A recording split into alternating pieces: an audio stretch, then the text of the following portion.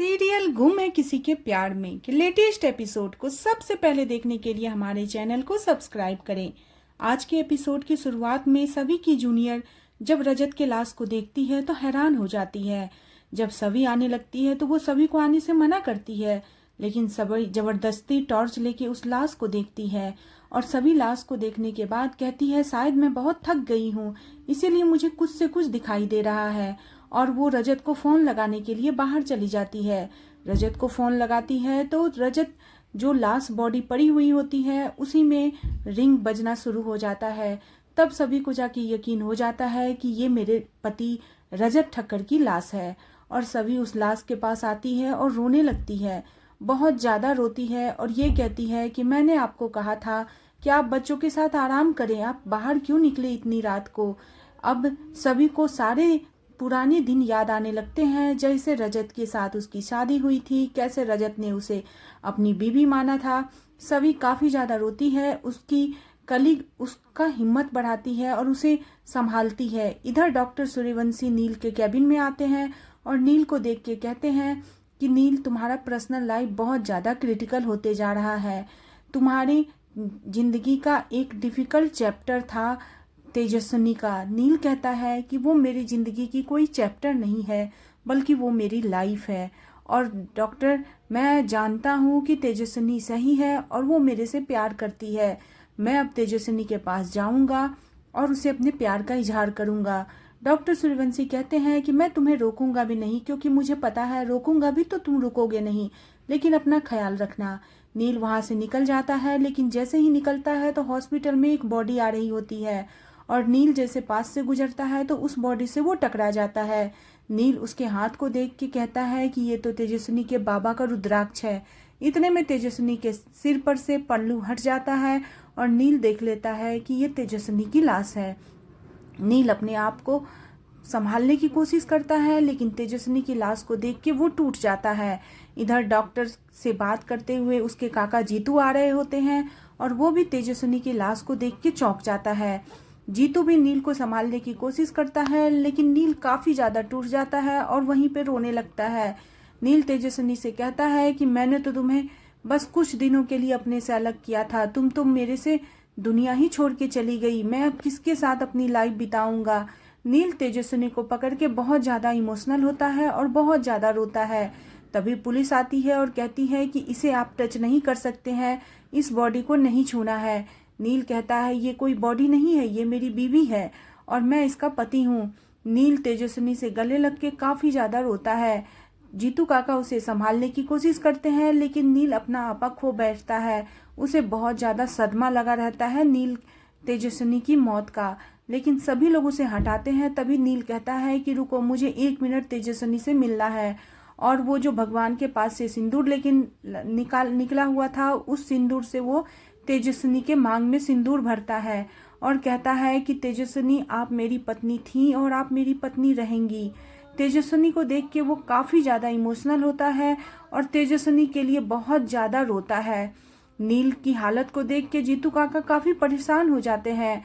वो नील को संभालते हैं और नील को कहते हैं कि तेजस्विनी अब इस दुनिया में नहीं है, तुम्हें संभलने की ज़रूरत है।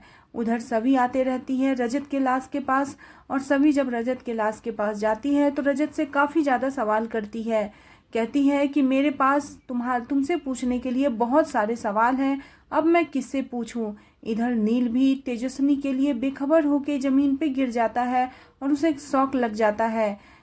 इधर सभी रजत के बॉडी के पास जाके रजत से सवाल कर रही होती है। तभी उसकी कलीग आके उससे पूछती है कि एक बात मुझे समझ में नहीं आई, इतनी रात को ये लड़की रजत सर के साथ क्या कर रही थी।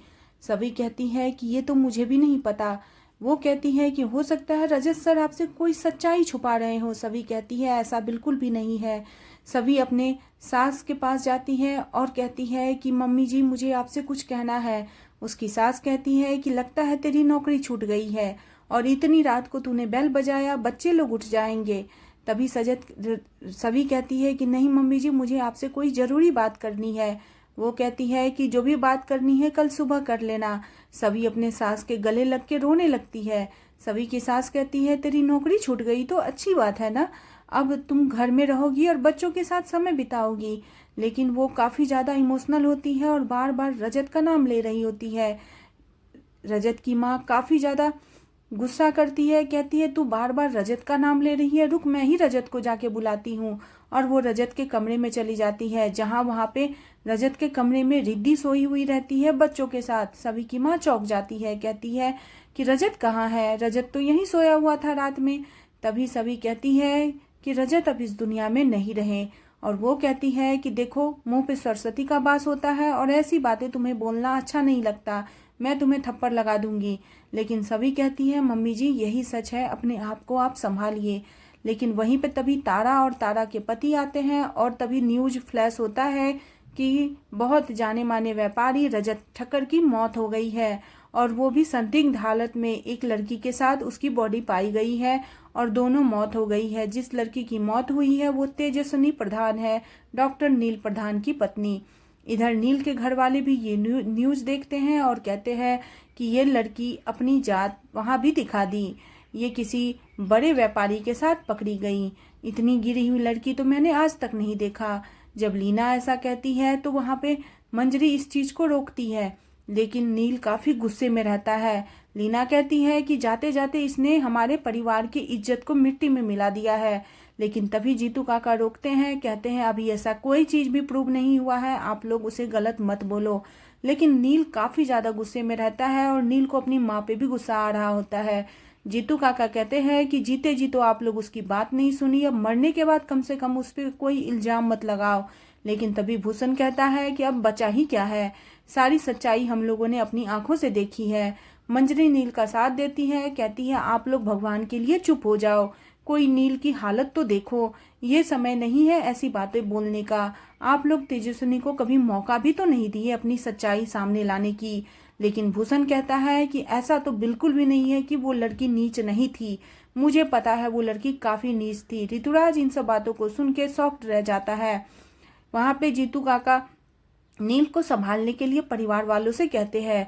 लीना कहती है कि कल वो लड़की ऋतुराज के कमरे में एक रात बिताने के लिए आई थी, लेकिन वहीं पे नील गुस्सा होकर अपनी माँ को चुप कराता है और कहता है सबसे पहले ये टीवी बंद करो। लेकिन उसकी माँ कहती है टीवी बंद कर देने से क्या सच्चाई छुप जाएगी। तभी नील वहां से उठता है अपनी जगह से और टीवी दीवार पर से लाके फोड़ देता है। काफी गुस्से में रहता है और बहुत ज्यादा हंगामा करता है। तभी सभी लोग चौंक जाते हैं कि नील तो ऐसा नहीं था, आखिर नील को क्या हो गया है। लगता है ये तेजस्विनी के मरने का ट्रॉमा को झेल नहीं पा रहा है। वहीं पे भूषण कहते हैं कि उस लड़की के लिए तुम्हें ये ड्रामा करने की क्या जरूरत है, जो लड़की पहले से ही बदचलन थी। तभी नील कहता है कि बस बहुत हो गया, आप लोगों को कुछ भी सच्चाई नहीं पता है। आप लोगों को क्या लगा था कि मैं आप लोगों के बात पे उस लड़की को छोड़ा हूँ? मैंने तेजस्विनी पे भरोसा नहीं किया, ऐसा बिल्कुल भी नहीं था। मैं उस हालत में उस समय था जहाँ पे मैं सोच रहा था कि इस जिंदगी से अच्छा मैं मर जाऊं। अगर कोई मुझे उस समय जहर भी दे देता तो मैं मेरे मन से उसके लिए दुआ ही निकलती। मैं उस परिस्थिति में था जहाँ मैं खुद को नहीं संभाल पा रहा था, वहाँ मैं अपनी वाइफ को क्या संभालता। और आप लोगों में से किसी पे भी मुझे कोई भरोसा नहीं था, इसीलिए मैंने उसे वहाँ से जाने को कहा था।